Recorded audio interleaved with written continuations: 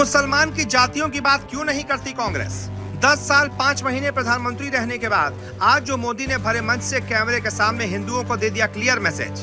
हरियाणा चुनाव जीते full form में आ गए मोदी, दे दिया ऐसा बयान जिसमें छुपा है पुराने वाले मोदी का राज। आज के बयान से हो गया सिद्ध, अब अपने पुराने वाले अवतार में आने वाले हैं नरेंद्र दामोदर दास मोदी। मोदी के इस बड़े बयान पर क्या है आपकी राय, कमेंट में हमें बताएं। जी, हरियाणा चुनाव जीतते ही मोदी अपने फुल फॉर्म में वापस आ गए हैं। वो अपने पुराने अवतार में दिखने लगे हैं और आज मोदी ने महाराष्ट्र में एक सभा को संबोधित करते हुए मुसलमानों पर बड़ा बयान दे दिया। मोदी ने कहा कि मुसलमानों के अंदर इतनी सारी जातियां हैं, कभी कांग्रेस मुसलमानों में जातियों की बात क्यों नहीं करती? मुस्लिम जातियों की बात आते ही कांग्रेस नेताओं के मुंह पर ताला क्यों लग जाता है? लेकिन जब हिंदू समाज की बात आती है तो कांग्रेस इसकी चर्चा जातियों से ही शुरू करती है। कांग्रेस हिंदुओं की एक जाति को दूसरी जाति से लड़ाने का काम करती है। कांग्रेस हिंदू समाज में आग लगाना चाहती है, यानी कि अब कांग्रेस पर और मुस्लिमों पर प्रधानमंत्री नरेंद्र मोदी सीधा अटैक कर रहे हैं। बीते काफी सालों से पीएम मोदी को इस तरीके से मुस्लिमों पर सीधे अटैक करते हुए नहीं देखा होगा आपने। प्रधानमंत्री ऐसा करने से बचते थे, लेकिन यहाँ पर एक तरीके से उन्होंने बता दिया है कि प्रधानमंत्री नरेंद्र मोदी अपने पुराने वाले अवतार में दिखने वाले हैं, जिसमें उनकी छवि बिल्कुल कट्टर हिंदू की थी। खुलकर बोलते थे, बिना डरे हुए बोलते थे।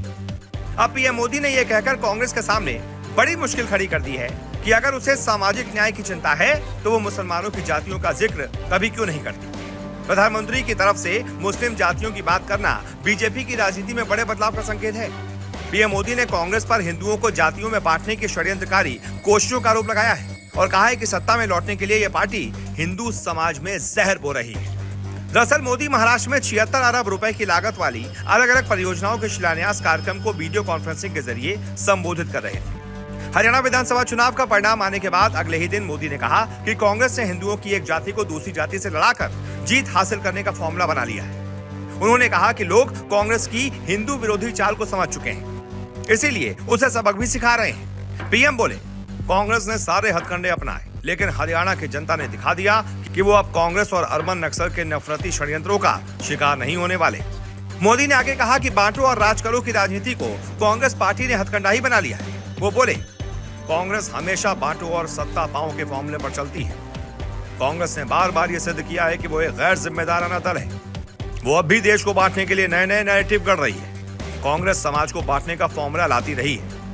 पीएम मोदी ने कांग्रेस पर मतदाताओं को गुमराह करने का आरोप लगाया। उन्होंने कहा, कांग्रेस देश के मतदाताओं को गुमराह करने से बाज नहीं आ रही। कांग्रेस का फॉर्मूला साफ है कि मुसलमानों को डराते रहो, उनको भय दिखाते रहो, उनको वोट बैंक में कन्वर्ट करो और उनको मजबूत करो। ऐसे में पीएम मोदी ने जिस तरीके से कांग्रेस को निशाने पर लिया है, इस पर आपकी क्या राय है, कमेंट करके बताइए। कन्वर्ट करो और वोट बैंक को मजबूत करो। कांग्रेस के एक भी नेता ने आज तक कभी नहीं कहा कि हमारे मुस्लिम भाई बहनों में कितनी जातियां होती हैं।